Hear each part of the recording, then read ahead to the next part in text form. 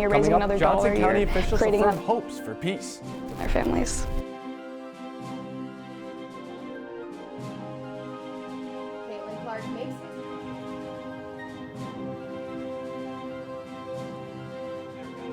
Happy Groundhog Day! Will there be an early spring? We'll find out in a bit.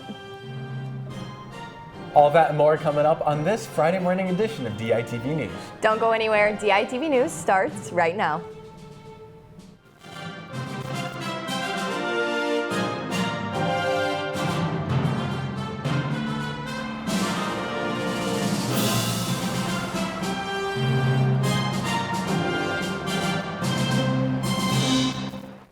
Good morning and thank you for tuning in live to DITV and KRUI 89.7 FM. I'm Johnny Valtman. And I'm Samantha Bielema.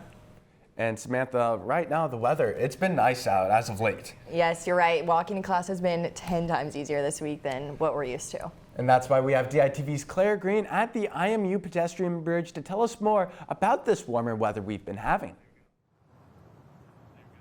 Thanks, Johnny. You can see behind me a lot of grass, which means the snow and ice is finally melting due to these warmer temperatures we've been having. The Iowa River is also starting to melt. In the next couple of days, temperatures will be high, so the snow will keep melting and sunny skies are expected today and tomorrow. We will have more on the weather in a little bit. Until then, back to you, Johnny. Thanks, Claire. The Johnson County Board of Supervisors signed a resolution calling for a ceasefire in the Israeli-Hamas conflict. This came after months of protest from some Iowa City community members. The resolution calls for the return of those detained, the rebuilding of Gaza, and the continued fight against anti-Semitism. The Iowa City City Council and Coralville City Council signed similar resolutions back in January. February marks the beginning of Black History Month. The Iowa City community is hosting several events throughout the month to celebrate Black history. To kick off the month, the Afro-American Cultural Center hosted an all-Black affair, a soulful celebration at the Alan McVeigh Theater on Thursday. On Saturday, the Iowa City Senior Center is hosting its inaugural Black History Ball. On February 16th, the Iowa City Public Library will host a seminar on the legacy of musician Stuart Hall. On February 24th, the Tippie College of Business is hosting its 8th annual Black in Business Series networking dinner. These events are intended to educate and celebrate Black culture. Mercy Iowa City officially transferred to UI Healthcare on Wednesday. DITV's Jace Bertrand was there and has more on the change. I'm here at what was formerly known as Mercy Iowa City, where the transition to Iowa Healthcare has begun. Mercy Iowa City officially became an asset of the University of Iowa in November of 2023. The buying process began when Mercy Iowa City declared bankruptcy following a period of negative cash flow and the hospital defaulting on bonds.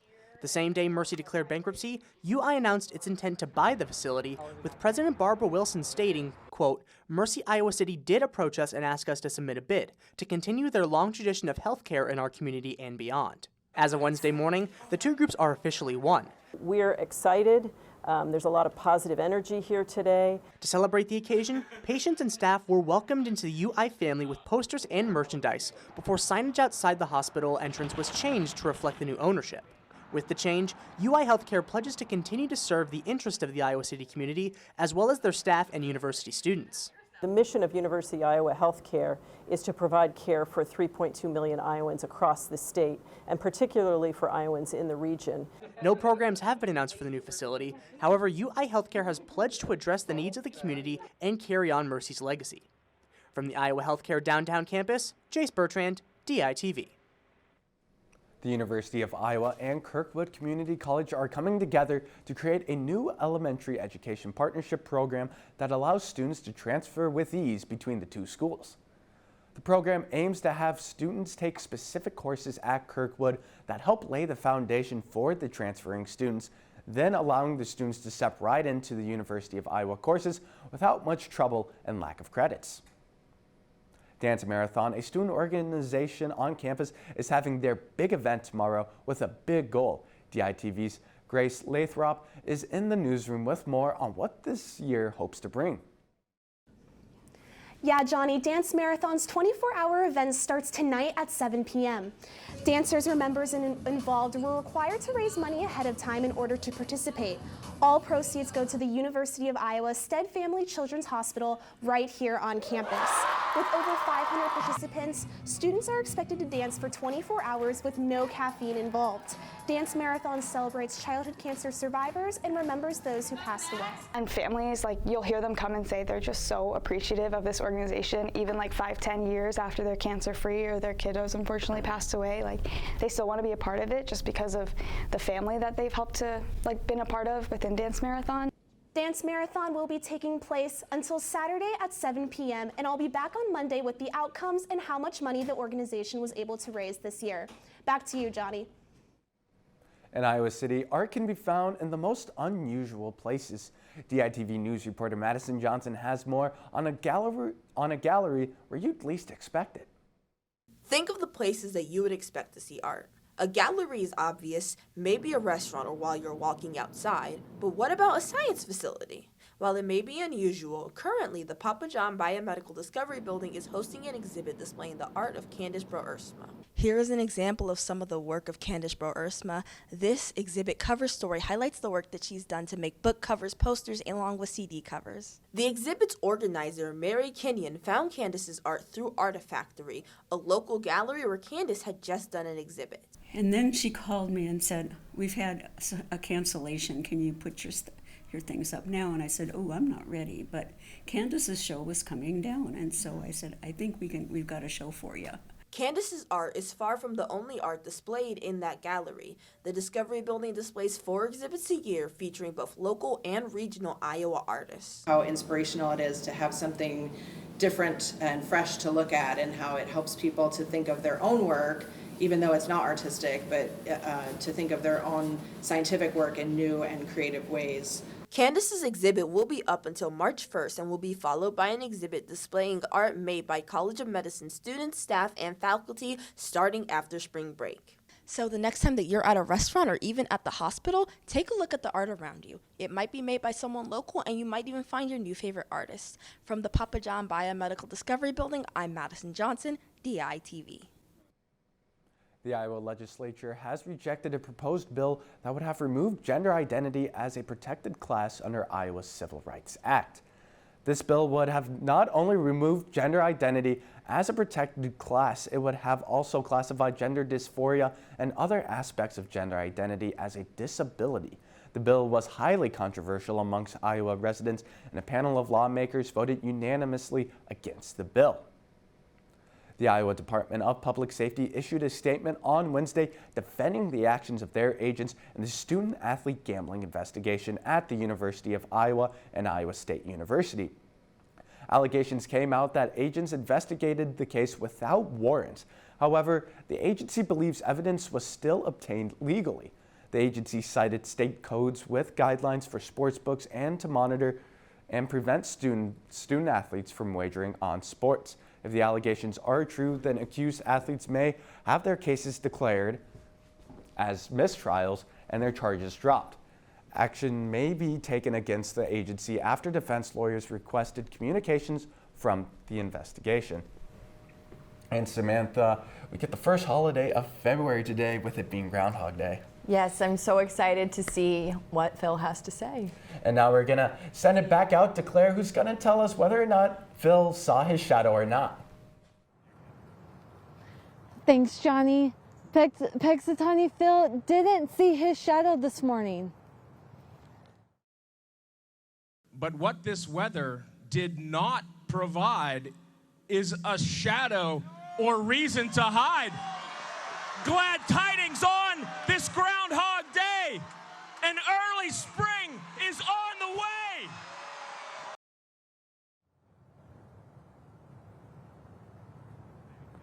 Temperatures are expected to increase, so it might feel like Phil is onto something. You might want to leave winter jackets behind and enjoy the weather this weekend. Back to you in the studio. Thanks, Claire. And Samantha, while I will enjoy this warmer weather, I'm definitely keeping my winter coat around because I know how Iowa weather can change like that. I know, it's crazy, but Iowa women's basketball team was thankful for that weather this weekend as they headed out of town on Wednesday. It was another day and another new record for Caitlin Clark, but this one might be her most impressive yet. DITV Sports Director Michael Merrick was in Evanston for the Hawks win over Northwestern on Wednesday. Thanks, guys. And history was made right behind me here in Welsh Ryan Arena in front of a sold-out crowd as Caitlin Clark became the Big Ten's all-time leading scorer, and now she just sits second all-time in the entirety of college women's basketball, only trailing Kelsey Plum. I think the coolest thing is just, you know, the names that I get to be around. Those are people that I grew up watching, especially Kelsey Plum, Brittany Griner, Kelsey Mitchell. Those are really, really great players. People that are still playing our game at the very highest level and people that you watch night in and night out. Caitlin, of course, becomes the Big Ten's all-time leading scorer.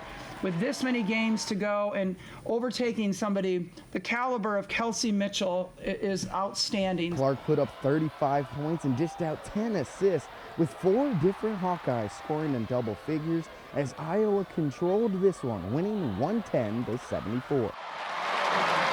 I think this was one that was definitely circled on my calendar just because I know the amount of Iowa fans in the Chicago area. So I was super excited to come here. I love this gym. Good road win for us.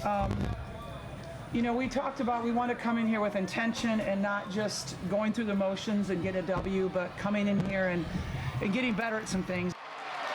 With only a little over 100 points to go before she's the sport's all-time leading scorer, Clark will likely break that record on Super Bowl Sunday in Nebraska or at home against Michigan on the 15th. But what Clark wants the most is to hoist up the national championship trophy after March Madness. From Welsh Ryan Arena, Michael Merrick, DITV Sports. And the Iowa men's basketball team will host the Ohio State Buckeyes tonight at Carver Hawkeye Arena. The Hawkeyes currently have the overall conference record of 4-6 and have won 3 out of their last 5 games against Ohio State. Going into the game, the Hawkeyes know it won't be easy as the Buckeyes have some talented players on their team. They play hard. You know, they have speed and quickness. I think Opara is playing at a high level. I think you could see that coming. He was a freshman last year. Mahaffey I always liked when he was at Penn State, so I mean, I like their roster. After a tough loss to the Indiana Hoosiers on Tuesday with a final score of 74-68, the Hawkeyes are looking to recover it at tonight's game. I think we're more excited to bounce back. I feel like we just kind of want to get another opportunity to go out there and win. So if you're a Hawkeye fan, get ready as there's a big matchup ahead. And the 3rd-ranked Iowa men's wrestling team travels to Ann Arbor today to take on the 12th-ranked Michigan Wolverines. Iowa's coming off a big 46-0 road win over Northwestern to remain undefeated on the year. And 8th-ranked Patrick Kennedy has been on fire since moving back to 174 pounds, winning 5 straight matches in a row. Kennedy bounced around from 174 pounds to 165 pounds, but found his home at the heavier weight. During that stretch, he beat the 13th-ranked Bubba Wilson at Nebraska and the 3rd-ranked Edmund Roth at Illinois. He'll likely face off against Michigan's 3rd-ranked Shane Griffin, and the Hawks are looking to continue to build momentum as they head towards their meet with the number 1-ranked Penn State Nittany Lions this next week. And the Iowa women's wrestling team is off a huge win against the University of Sioux Falls Cougars. The Hawks traveled to Sioux Falls, South Dakota on Wednesday, and they stomped the Cougars into the mat, ending the match in 39-7. Iowa won all 9 of their contested matches against the Cougars, and Iowa's Marilyn Deedy left South Dakota with a dominant win, pinning her opponent. This was the last duel of their regular season for the Hawks, and they will head into the postseason on February 23rd in Indianola, Iowa. Well, Johnny, it's going to be an eventful weekend for Hawkeye sports, and there is another important celebration coming up on Saturday. Tell me more about that. Well, Samantha, there's a lot going on this weekend, but we are running out of time. So thank you for tuning in to DITV News and listening to KRUI 89.7 FM. Be sure to head over to thedailyiowan.com for all your latest news between Monday and Friday. And check out more of our content on the Daily Iowan YouTube page, dailyiowan.com/DITV News. For DITV News, I'm Johnny Valtman. And I'm Samantha Bielema. Have a great day.